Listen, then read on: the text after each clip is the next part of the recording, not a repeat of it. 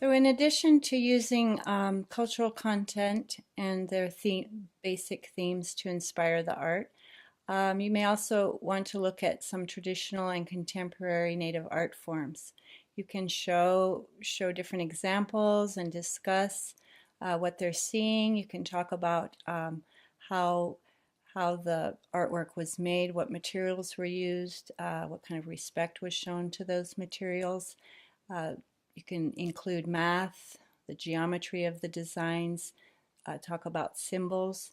And it's important to remember that historically, uh, the native traditions and tribes of Montana were oral traditions. So the arts became the vehicle to express ideas, communicate, record events, uh, show your identity, and also had aesthetic value, and with the designs and how they embellished even useful items in their culture. So, for example, with the winter hide, you can talk about the traditional view of time and how symbols were used to express a larger idea, and that symbols have meaning. And with painted hides, uh, how art was used to record brave deeds or heroic deeds or very important events throughout history.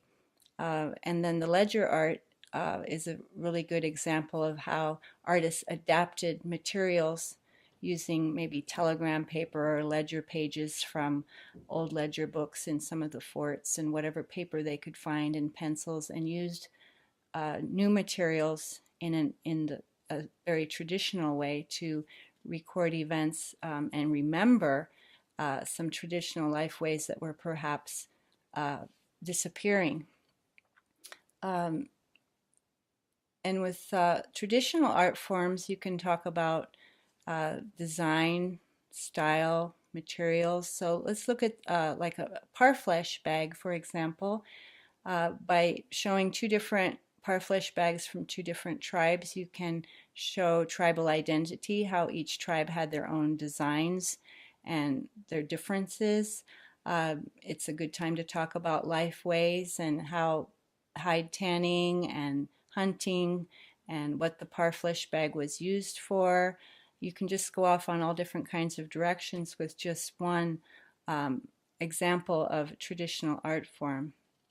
You can imitate these styles and different traditional art forms, or just let the students be inspired by them and let them create their own response. So with this parfleche uh, bag lesson that I did with the students, we had the style, we discussed the style and the shape and the format, and then they created their own designs with a few guidelines that had to be geometric and symmetrical, and they created their own designs, as you can see in this parfleche design here, done by a student. It'd be important to mention adaptation of materials in the classroom. Uh, if you're going to use paper instead of hide, for example, and maybe a Sharpie instead of charcoal, as was originally used, make sure that you explain the differences and let them know that this is a uh, new material, we're adapting material, and it actually gives you a good teaching moment to talk about adaptation and change and how now this is how we're going to do it today. We're going to use what we have on hand. And also to speak about respect with regard to a, a traditional design that may belong to that artist and is not to be duplicated, teepee designs, for example. So that would be a good time for the students to create their own designs and not copy uh, the teepee designs. In addition to using native traditional art forms for inspiration, you may also want to show the students some contemporary Indian art and discuss them, be inspired by them. The contemporary Indian art really gives us some insight into what changes has taken place over time within the tribal traditions, how artists have adapted, and the continuity of tradition within that format, or perhaps not at all tied to their traditional tribal beliefs. Uh, there's a continuity and there's change. Uh, they may be expressing different contemporary issues that are very important to Indians today and using materials from today, such as technology and all kinds of different materials they may be using. Also expressing their individuality that may or may not be connected to their tribe and creating their own identity. So, for example, there's a Northwest Coast artist, Rick Bartow, who does anthropomorphic paintings. He'll put an animal's head on a human body. And I looked at that with students and asked them to come up with an animal that they particularly related to or were attracted to or would like to become more like that animal. And they did this example here of themselves with that animal's body. And through that experience, they really became related to and identified with the animal, but also with traditional beliefs of relationship with the world around them.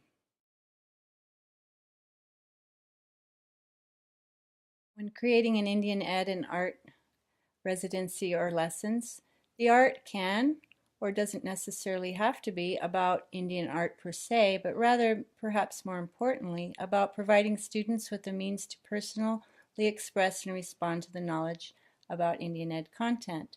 For example, there's a lesson I do called Then and Now, and the students with symbols, uh, they might juxtapose traditional home and shelter with contemporary home and shelter, their own home, modes of transportation, the horse and the travois, with cars and airplanes and trains, and also maybe concepts of time, traditional cyclical time, maybe with stars, astronomy, or the seasons, versus clocks, digital ways of telling time, and maybe a more linear worldview. And in this way, they'll create art and respond to those varying cultures and worldview and understand it in a meaningful way. So the role of the teaching artist when integrating other subjects is to provide the content as well as teach the art in your own way and style and media and approach. And that art is the river, the current that travels through and over and under and connects all the content that it flows through so that the students may have a more meaningful, productive learning experience. I hope what I've talked to you about today is helpful, and I thank you for listening. And if you'd like more information, you're welcome to contact me. The contact information is in an attached PDF file, and there's also a list of resources that you may use to help your art residency and Indian education be a meaningful and wonderful experience. Thank you very much.